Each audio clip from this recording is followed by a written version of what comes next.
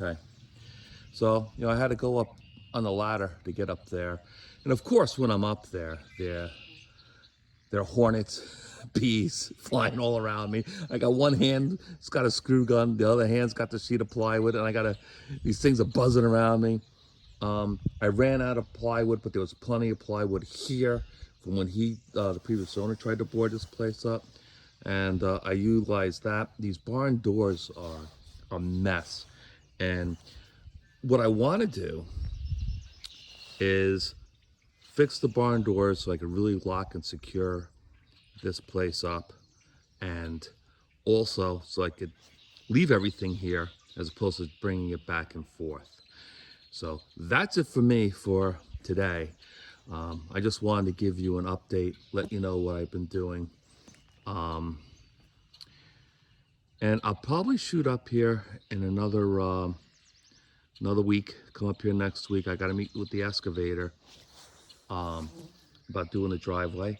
And I want to start getting wood for the barn doors, which of course, this barn or garage was built in 1961. I could tell, I could show you. I think I got a picture somewhere. There's a girl's named Janet with a date of like June something, 1961. And they had, so I know it's 60 years old. And the lumber back then wasn't the same standard sizes as you get now. Like you get a 2x4 today. You go to Home Depot. I think it's 1 3/4 by like 3.5. It's not a 2x4. And the bottom framing of those barn doors, I measured it. And the big piece of wood that framed the outer perimeter of the doors are, I think it's like 1 14th, 16th, 1 7/8.